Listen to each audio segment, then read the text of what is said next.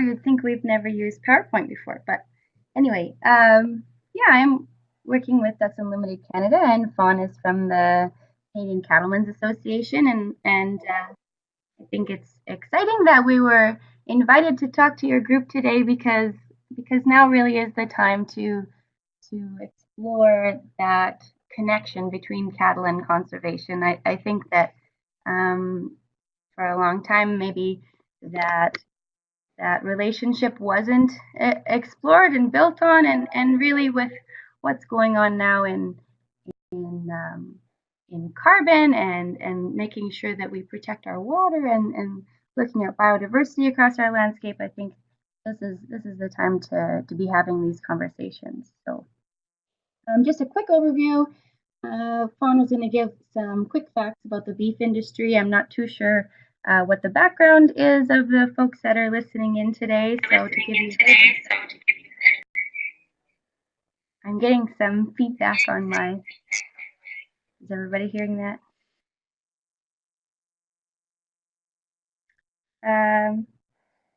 All right, and then we will talk about the relationship between beef and grassland, wetlands, and biodiversity. So essentially, why we're having this conversation. And then we want to dive into some of the policy and programs that support ducks and cattle, not just ducks, but conservation in cattle. And we've kind of put those in three different silos: education-based, incentive, and business-based. And we'll just give you some examples that we've been thinking about in those groups. And then we want to pose some thoughts for the future and maybe try and throw some questions back at the group. We'd love to hear some comments about what we've talked about or what we want to explore. So that's where we're going.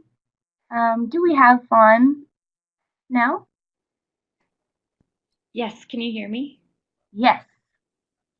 Okay, good. Phew. So yeah, good morning, everybody. I finally got in here. Sorry about that. Just jumped off a council meeting. So, as Kristine said, I'm with the Canadian Cattlemen's Association, and I think that when we start talking about conservation and cattle, it's important to have a basis to sort of what the beef industry looks like. So I've thrown a bunch of facts up here about the Canadian beef industry. I think a few that sort of come to the top in terms of surprising is that the average beef cow herd in Canada is 63 head. And then another one on the conservation front that I think is also a little bit surprising to people is that 80% of the diet in the Canadian beef industry is forage. So whether that's being out on pasture or being fed bales or something along those lines. So a very large portion of the beef industry in Canada is fully dependent on our vast grasslands here in Canada. We are either the first largest or second largest, depending on the year, agriculture commodity in Canada. And we trade places with canola.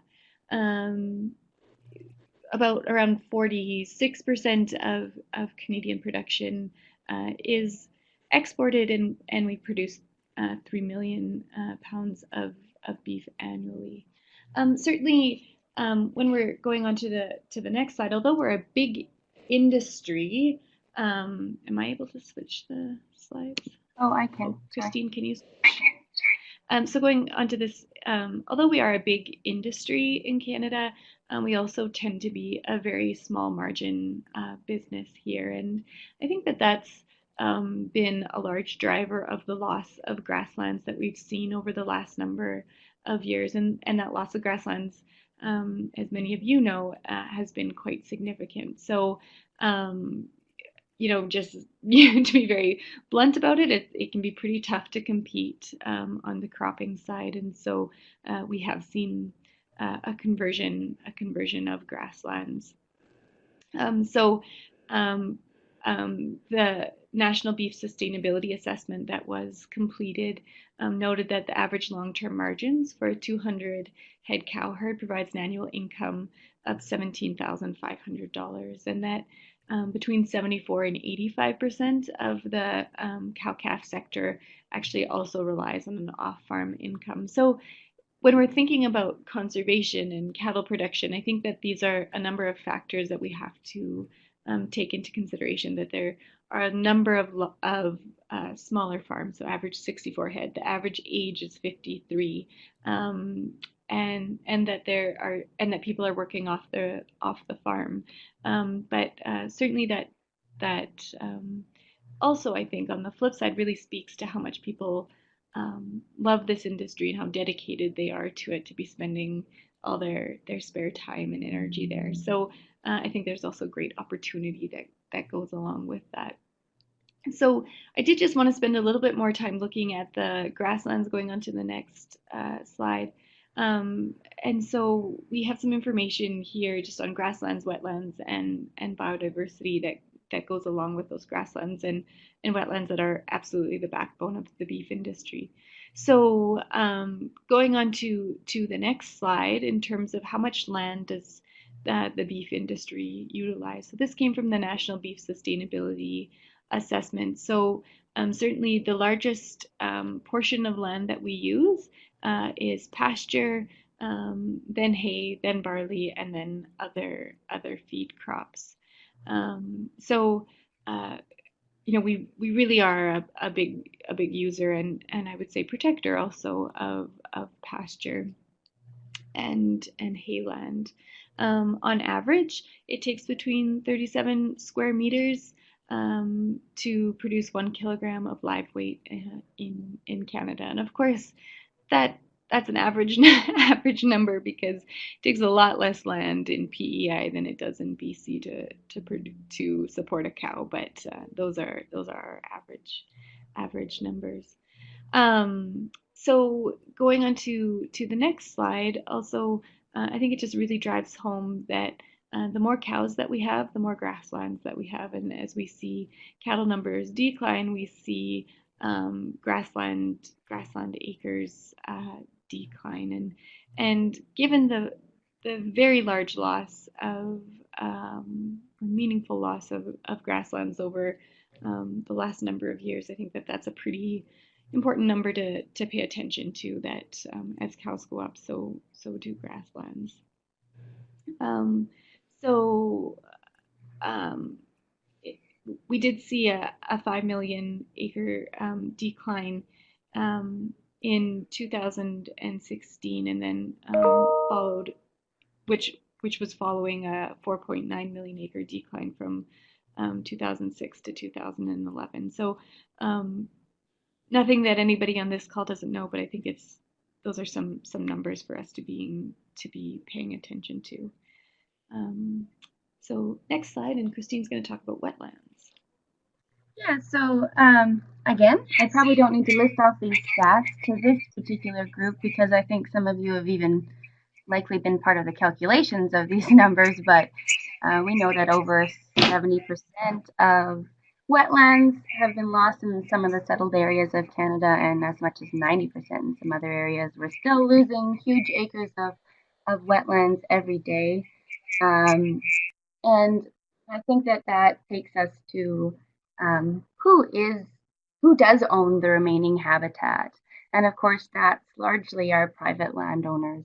And I think that a very strong case can be made then for the fact that conservation and the beef industry should be working together, because as we lose, as Fawn said, as we lose beef producers off the landscape, we start to see those grassland and wetland acres turn into something else. And so cattle producers need grass and water, as do waterfowl and a lot of other species. So how can we keep those beef producers on the landscape? And largely that's to look at finding ways to keep that beef producer viable, and to keep them operating on our landscape. Yeah, so another big part of that, as Fawn spoke to a little bit, was the idea of biodiversity has a big part to play on the landscape of cattle production as well. I think that maybe it's a miss sometimes, and certainly in the general public, to see that those grassland acres need that disturbance to cycle nutrients, to take plant communities that are at the end succession of their life cycle and be able to cause that disturbance um, to increase some variability in those stands, and that's when certain bird species will thrive in those, you know, heterogeneous landscapes rather than more of a stagnant stand that we can sometimes see when we don't have cattle grazing. So um, certainly the dynamics of having a grazer present is very important, but again, I take it back to just the idea that if we have that cattle producer making money on the landscape, then we have grassland on the landscape.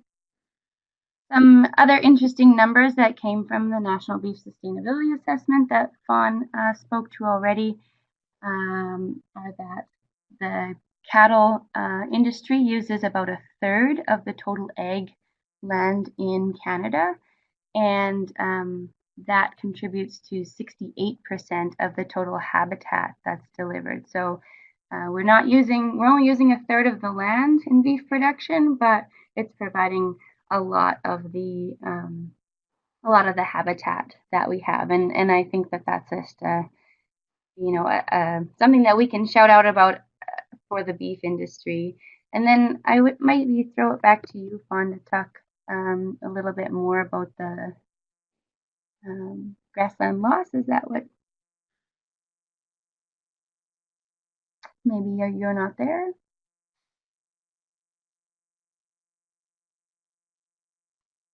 Okay, so only 20%. Is anybody else hearing me right now?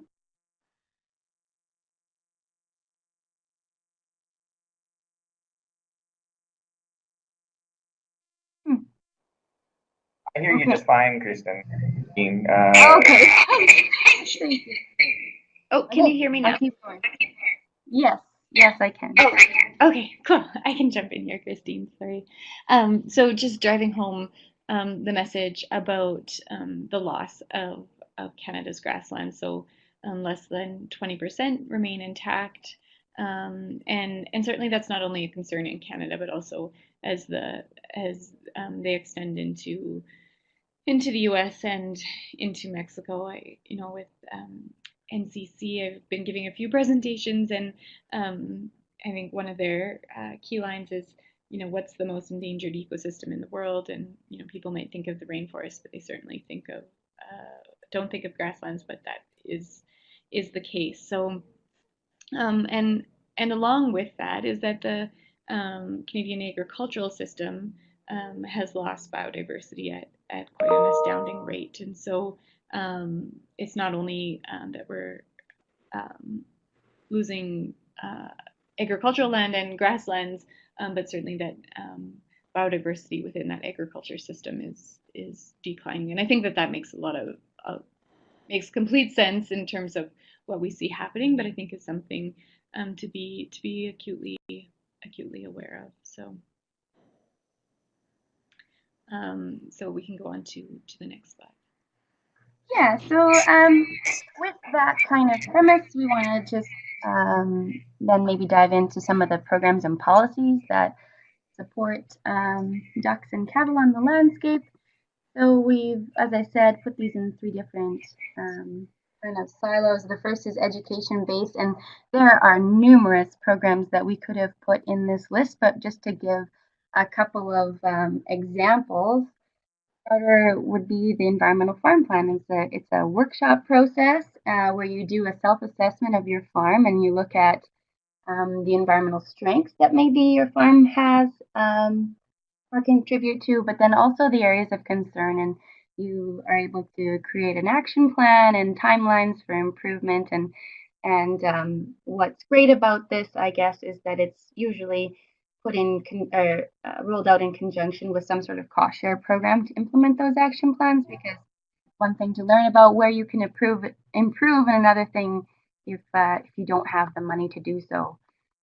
VBP Plus, so Verified Beef Production Plus, is a farm assurance program, an on-farm food safety program that, again, gives training, has an auditing portion where they come on farm and look at animal care, biosecurity, and environmental stewardship.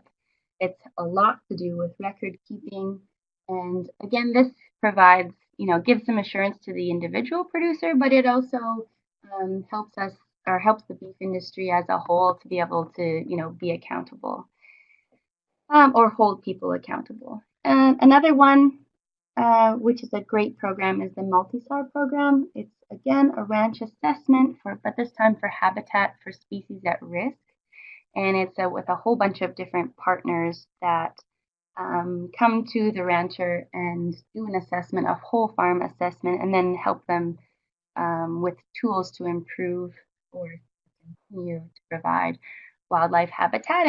And one of the groups that are part of that program is cows and fish. And cows and fish focus, of course, on riparian areas, assessment and monitoring, and then giving management plans to help improve those areas. And I think what's important about these education-based programs is that it's a great way to get that information and those BMPs out there, but it helps that producer find ways with his own resources and his own landscape to implement those things. So there's no BMP that's a one size fits all. And this way, if you provide the education and maybe even some funding, you can have a fairly large landscape impact by that producer doing what's best on with their particular resources. Another thing I think that's most important about the education-based ones is you're not making payments for particular services, EG&S.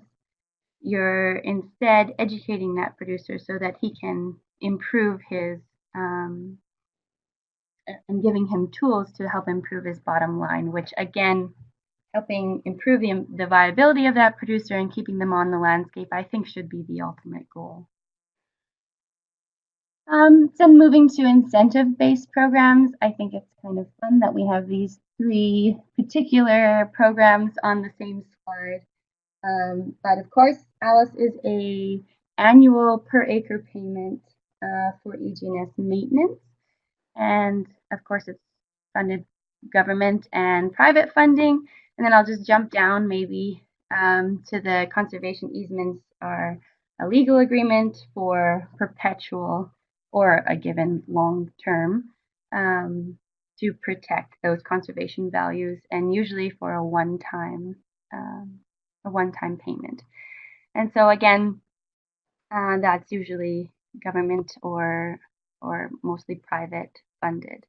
And so then I want to speak to a different type of incentive-based program, the Certified Sustainable Beef, and I would say that this is likely close to both of our hearts, Fawn and I, and this has been created through the Canadian Roundtable for Sustainable Beef.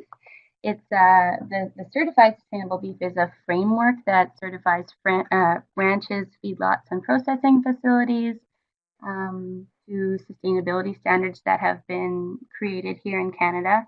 And then what's great is that this gives retail and food service the ability to sell or source sustainable beef and guidelines and credibility that they can take back to their consumer. So not very long ago, they launched the Canadian Beef Sustainability Acceleration Pilot. Cargill was a big part of that, and they've been able to actually send a retroactive payment back to producers that have been involved in the framework to pay for their added value of the sustainability portion of their beef. And so what's interesting is that this didn't fall on the producer as a cost, and it didn't fall on the consumer as a cost. In fact, the retail is who have put up the extra money, so the price of the burger didn't increase. And in the first few stages of this program, they've made payments, real payments that are between $10 and $18 per head. So I think that's a really exciting thing to have happened in Canada. And when we look at all three of these programs, I think we all recognize, everybody at this table recognizes that the rancher should be paid for the whole value of his product, and that includes the services that the land he operates on provides. And only when we do get that full payment are we going to see him be able to compete with his annual cropping neighbor and see the retention of those grasslands as Fawn was talking about earlier. And again, speaking to the other types of incentive-based um, programs a little bit. Not that I need to get into this discussion really, because I probably have the least amount of experience here. But um, the trick is with incentive-based programs.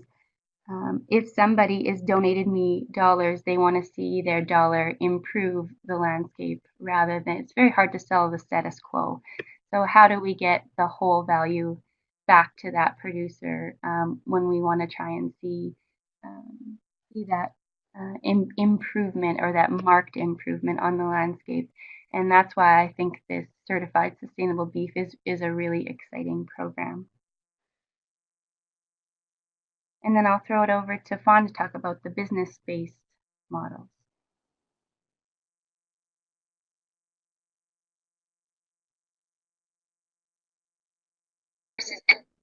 Sorry, can you hear me?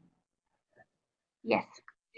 Okay, it keeps on kicking me off the microphone. So I think this is a very exciting realm and one that probably hasn't been utilized to its fullest potential in terms of how to conserve grasslands and biodiversity in wetlands. And so I think for certainly there's been a recognition that the capacity within the cropping sector to manage risk has been greater than it has been within the beef industry. And over the last few years, we've seen undertakings to develop livestock price insurance as well as forage insurance. So we're seeing these programs.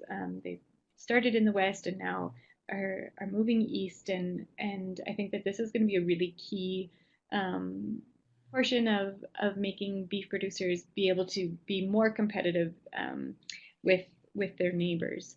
And so there's that portion, but certainly the certified sustainable beef program that Kristine had just talked about and the incentives, I think is also going to be these aren't there aren't hard lines between these types of programs are going to be an interesting business decision for people to be making if either that's what the market expects or if the market is willing to pay a little bit more for that. And then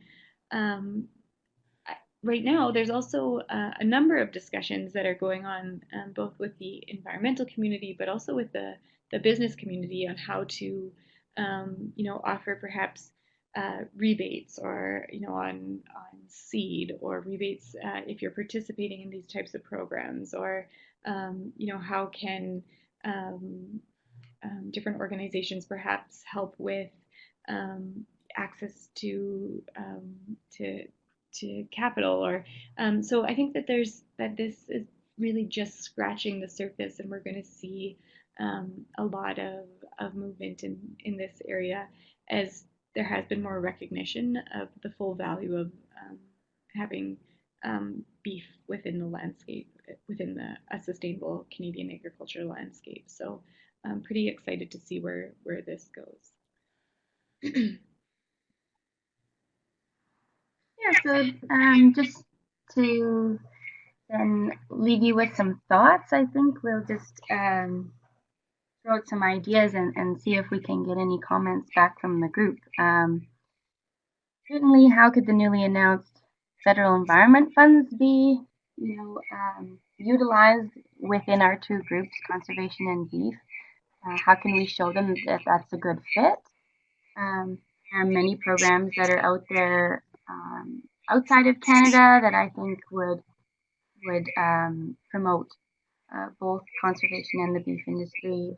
I'll jump over because I know we're short on time, but leading into some of what Fawn had just mentioned in the business-based ideas, the Sod Saver program in the U.S., where newly converted grass acres aren't eligible for crop insurance. So how might that impact maybe some of those management decisions to convert marginal lands to from grazing to cropping, and what impacts would that have if they didn't have the buffer that was there to the buffer of crop insurance?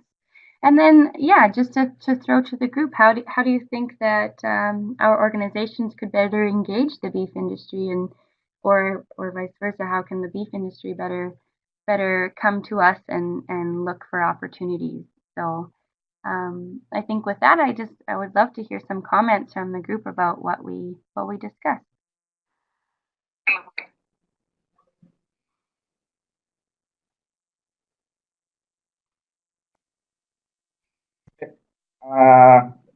We do have one question coming through. As government support changes,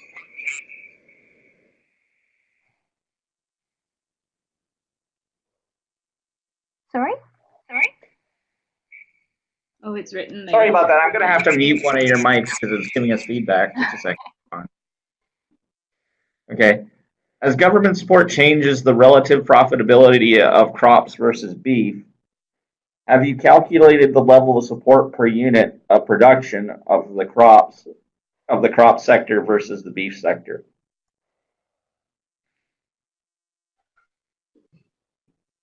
Yeah, so I can tackle that. So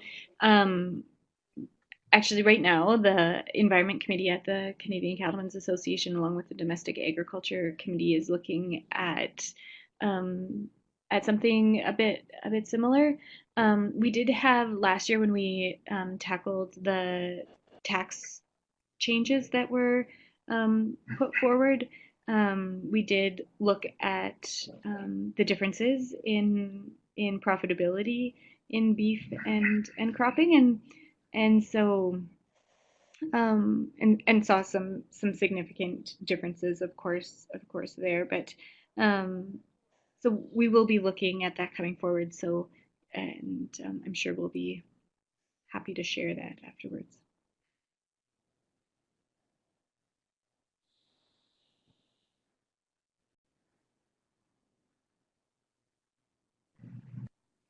Person, a couple of questions coming in.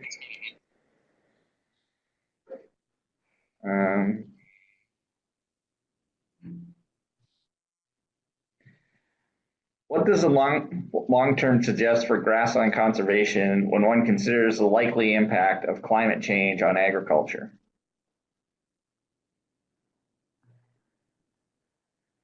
Kristine, you want to tackle that one? Yeah, well, so my thought to that is that that's one of the reasons why beef is such a great fit in this discussion. Conserving or even adding grassland acres, I think, is going to be a big part of that. I know that there's a lot of discrepancies on carbon storage, certainly across the grasslands, but when we look at across the different ecozones, when we look at all the other services that grasslands and wetlands on the landscape help um, in mitigate those impacts, I think that's part of the story that we need to tell.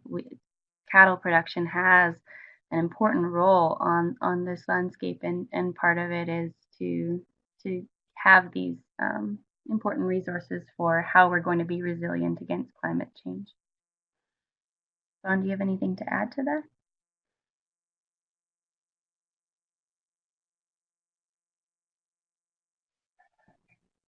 Okay. No, I think it's a really great question about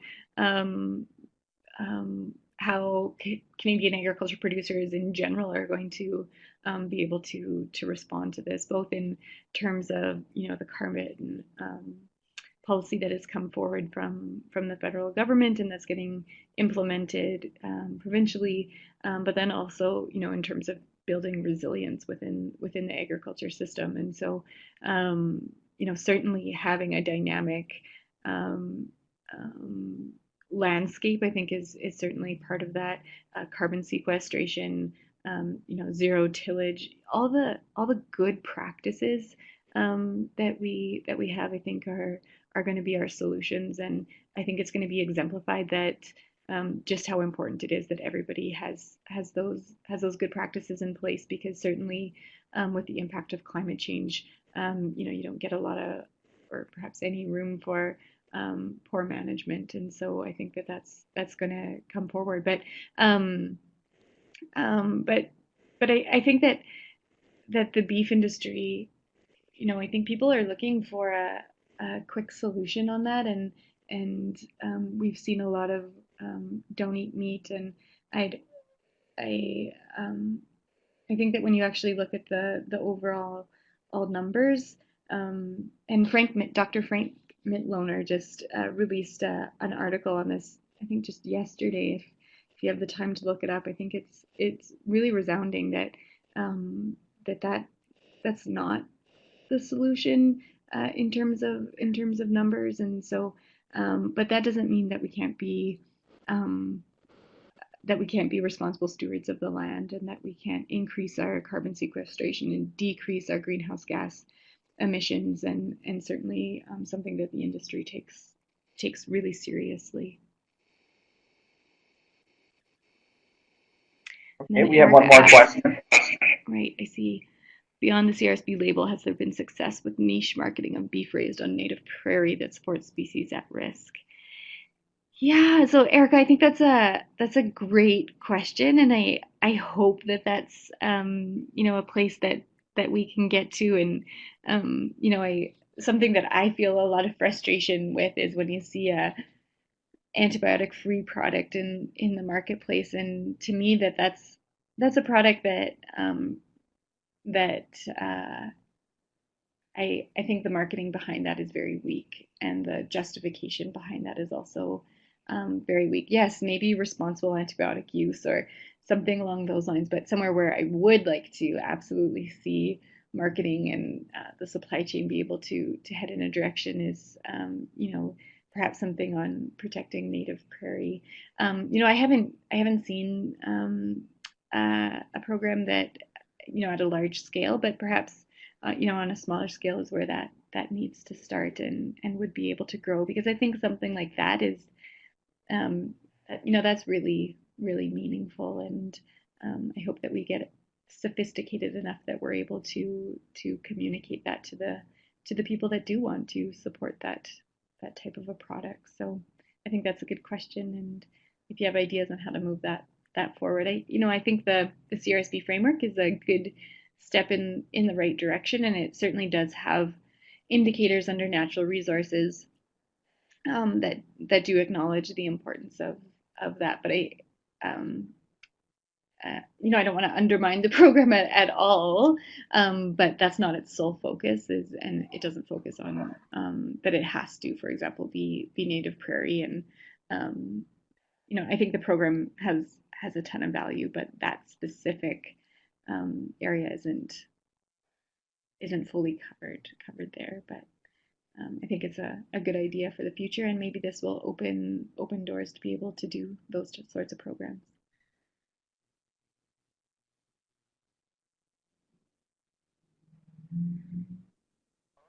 There doesn't appear to be any more questions, so I'd like to take this opportunity to thank Fawn and Kristine for their excellent presentation today.